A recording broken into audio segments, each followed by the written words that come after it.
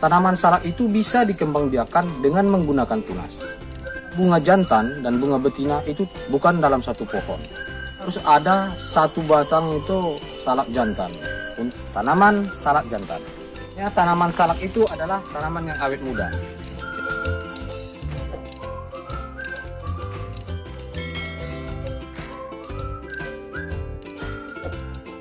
Assalamualaikum teman-teman semua, apa kabar hari ini? Semoga kita dalam keadaan sehat-sehat saja dan selalu mendapatkan rezeki yang melimpah. Di video kali ini saya akan mencoba membahas fakta tentang tanaman salak sidempuan ataupun yang dalam bahasa latinnya disebut dengan Salacca sumatrana.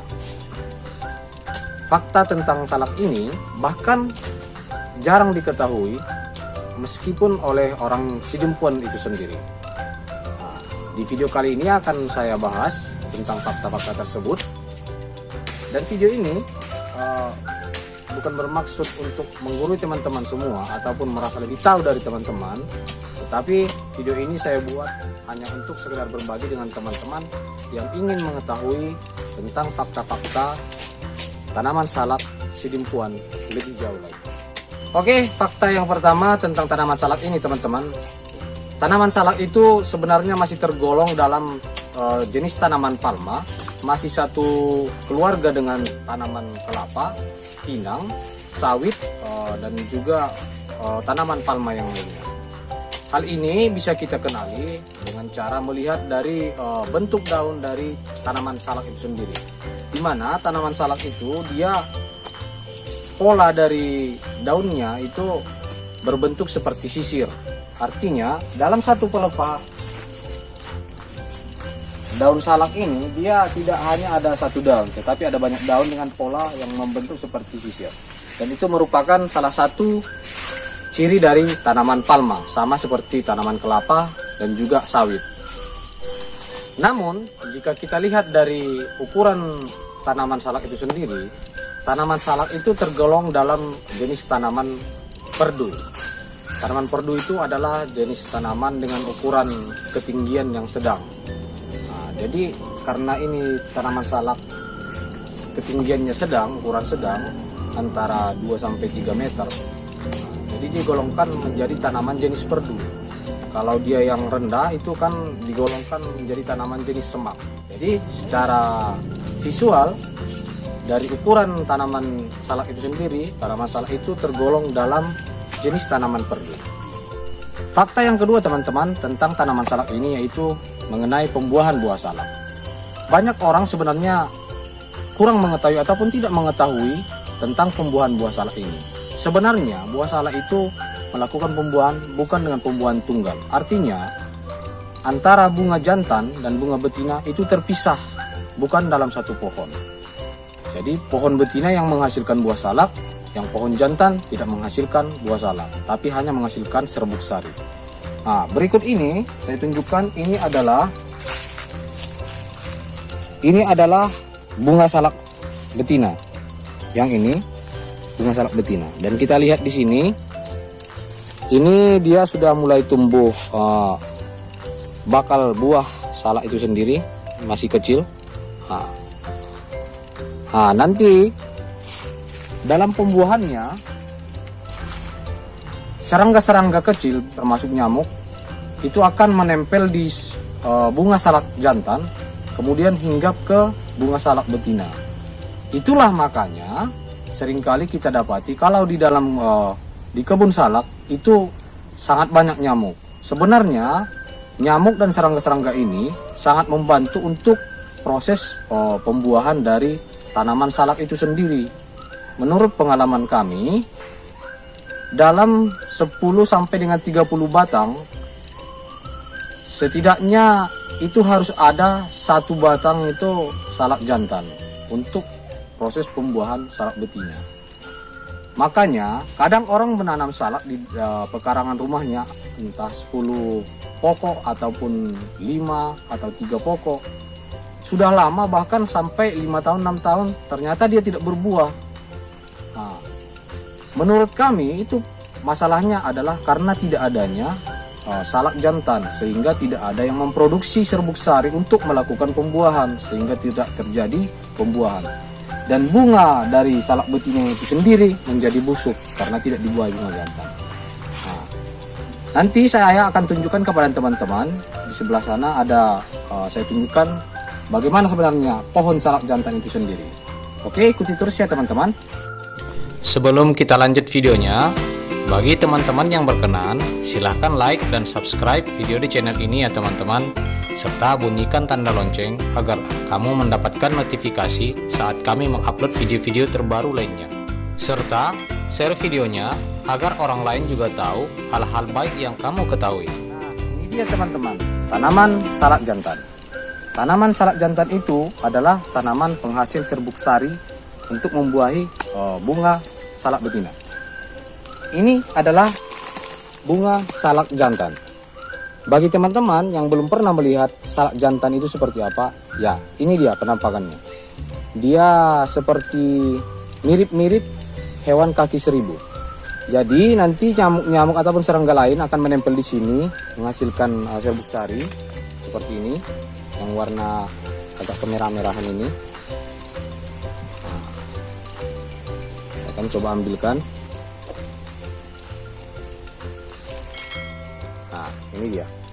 Ini dia bunga salak jantan, penghasil serbuk sari. Nanti nyamuk akan menempel di sini, hinggap di sini. Terus serbuk sari menempel di kaki serangga-serangga tersebut, lalu hinggap lagi di bunga salak betina sehingga terjadi pembuahan. Nah, mungkin kebanyakan dari teman-teman tidak tahu kalau sebenarnya ada salak jantan. Dan faktanya memang ini, salak jantan itu ada dan ini bentuknya.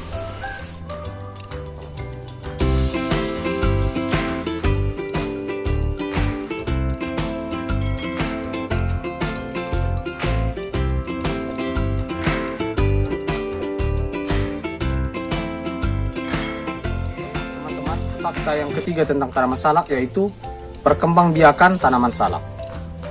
Selama ini banyak orang mengetahui bahwa tanaman salak itu dikembangbiakan hanya dengan menggunakan biji.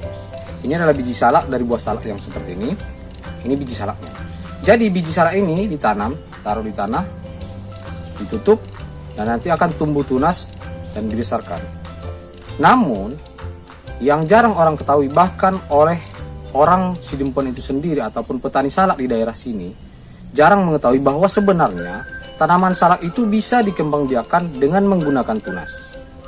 Nah, ini adalah tunas dari pohon salak itu sendiri. Selama ini orang berpendapat bahwa ini adalah biji salak yang terselip di batang salak terus tumbuh. Tapi setelah diteliti, ini sebenarnya berasal dari batang salak itu sendiri dan tumbuh sebagai tunas dari tanaman salak itu sendiri. Dengan metode yang tepat dan teknik khusus, tunas ini bisa kita ambil lalu kita tanam dan menjadi tanaman salak setelah besar nanti. Keuntungannya apa? Jika kita mengambil tunas salak ini dan ditanam, itu akan menghasilkan tanaman salak yang sama persis sifatnya dengan tanaman induknya. Apakah dia bentuk daun, manis atau tidaknya salak tersebut, rasanya seperti apa, akan sama persis dengan tanaman induknya. Jadi jika teman-teman punya tanaman salak yang dirasa tanaman itu memiliki buah yang bagus, sempurna, manis, enak, bisa dikembangbiakan dengan mengambil tunasnya agar memiliki sifat yang sama dengan tanaman induknya. Karena jika dikembangbiakan dengan bijinya setelah besar nanti dan berbuah, itu belum tentu sama dengan tanaman induknya. Bisa jadi yang semula tanamannya manis, pas setelah kita bibitkan berbuah, dia kurang manis ataupun bahkan tidak manis. Jadi ini salah satu fakta yang jarang diketahui oleh orang, bahkan oleh petani salak di daerah sini juga. Fakta keempat teman-teman tentang tanaman salak ini, bahwa sebenarnya tanaman salak itu adalah tanaman yang awet muda. Jadi tidak cuma manusia saja yang awet muda ya teman-teman, karena pengalaman kami di sini, tanaman salak itu juga tergolong tanaman yang awet muda. Kenapa saya bilang tanaman awet muda? Karena seperti ini teman-teman. tanaman salak itu jika dia nanti pelepah-pelepahnya ini gugur ataupun dibuang, dia akan membentuk batang, dan batang ini semakin lama dia akan turun kembali seperti ini teman-teman. Nah, ini dia awalnya yang seperti ini. Nanti semakin tua batangnya tumbuh menjadi yang seperti ini. Tanaman ini nanti batang ini akan perlahan turun, dan bagian ini akan membentuk akar-akar baru, sehingga tanaman salak itu sendiri menjadi mudah kembali. Karena menurut cerita dari orang tua saya, ini salak ini rata-rata salak di kebun kami ini itu sudah berumur sekitar 37 tahun. Dan faktanya yang berikut itu, semakin tua tanaman salak tersebut, umurnya semakin tua, biasanya buah salak yang dihasilkan itu akan semakin manis, lebih enak seperti itu. Jadi memang tidak menjadi satu jaminan, karena itu tergantung juga dari bibit awal salak itu sendiri. Cuman biasanya semakin tua itu salak itu rasa buah yang dihasilkan itu akan lebih manis dan lebih enak. Oke teman-teman, fakta yang kelima tentang tanaman salak, bahwa tanaman salak itu memiliki banyak, ada beberapa varian warna dan juga rasa. Nah, berikut saya tunjukkan kepada teman-teman sekalian. Ini adalah varian salak yang dengan warna merah.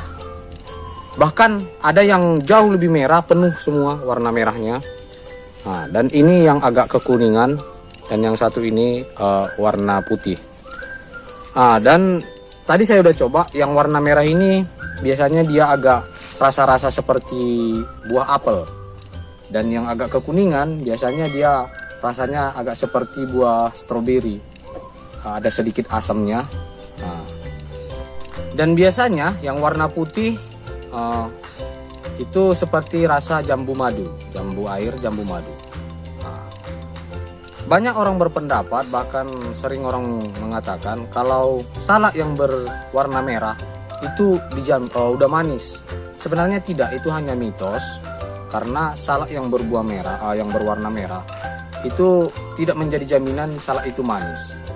Dan ada juga yang berpendapat mengatakan bahwa salak yang berbiji tunggal seperti ini salak yang berbiji tunggal. Dan ini salak yang berbiji 3, ada yang 2, bahkan ada yang sampai 4 sampai 6 juga saya pernah menemukan salak yang berbiji 4 seperti ini, 6.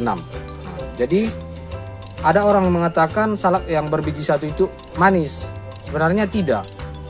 Itu hanya anggapan orang saja, karena sebenarnya manis tidaknya salak itu ditentukan oleh bibit awal dari salak itu sendiri.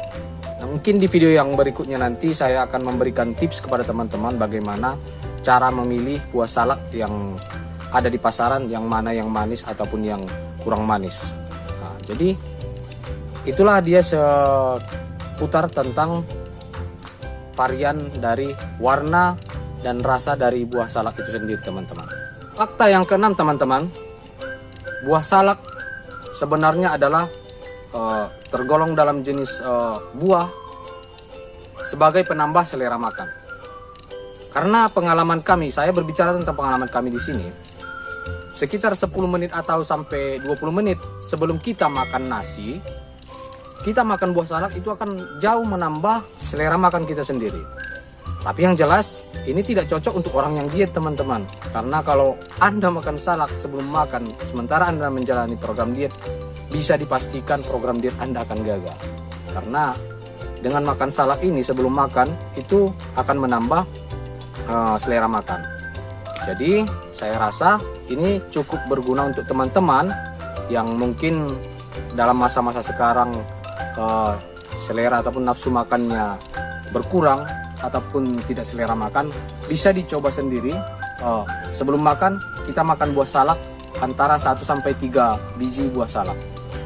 Oke teman-teman, fakta berikutnya yaitu mengenai perbedaan antara salak sidempuan dengan salak Bali dan juga salak Pondo. Perbedaan yang paling mendasar adalah tentang kandungan air yang ada dalam salak itu sendiri. Salak Bali dan salak Pondo dia lebih sedikit mengandung air, teman-teman, dibandingkan salak Sidempuan. Kalau salak Sidempuan dia jauh lebih banyak mengandung air saat kita memakannya, terutama pada saat baru diambil dari pokoknya sendiri. Nah, ini saya akan coba buka.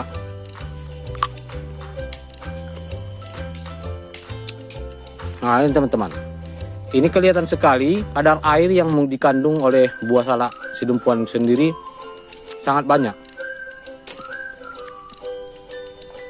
Kelihatan dari sini. Ini airnya sangat banyak. Nah, itu kelihatan sekali.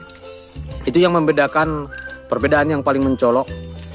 Jika mengenai rasa, memang selama ini salak Bali dan salak Pondo itu katanya lebih manis. Tidak menjadi ukuran, teman-teman, karena saya juga pernah mencicipi salaknya. Jika kita menemukan salak Sidempuan yang manis, memang betul-betul manis. Bahkan karena varian rasanya yang berbeda-beda, ada yang dia salaknya renyah seperti kita makan kerupuk seperti itu. Ada dia yang agak lembek daging buahnya, ada yang dia ada yang agak renyah, dan berbagai varian yang lain lagi. Fakta yang terakhir, teman-teman, ini mungkin fakta yang terakhir ya. Di daerah kami, di daerah petani salak, buah salak ada kulit ari dari buah salak itu yang ini, yang seperti ini. Kulit ari salak ini dipercaya dapat membantu meringankan ataupun mengobati sakit diare. Jadi kalau kami di sini biasanya ini kulit arinya yang ini itu tidak dibuang, tidak dikupas seperti ini, tetapi langsung dimakan saja, karena ini menurut pengalaman kami dapat membantu mengobati diare ataupun meringankannya. Jadi kalau teman-teman ingin makan salak Sidempuan kulit arinya yang seperti ini tidak usah dibuang, langsung dimakan saja, karena rasanya pun tidak akan jauh beda dengan kalau kita kupas kulit arinya seperti ini. Nah, itu dia tadi, teman-teman, pembahasan tentang fakta salak Sidempuan ataupun salak khas Sumaterana. Dari pemaparan ataupun penyampaian yang kami berikan, mungkin ada beberapa hal ataupun hal-hal yang tidak sesuai dengan yang teman-teman ketahui. Untuk itu berikan komentar teman-teman di kolom komentar, dan sampai jumpa di video berikutnya, dan assalamualaikum warahmatullahi wabarakatuh.